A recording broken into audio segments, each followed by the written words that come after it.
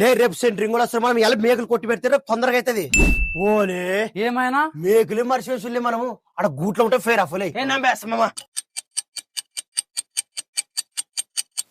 అవమాం face డబ్బులునే ఉండే మేకలు ఎందుకు పుడతారో కూడా తెలియదు.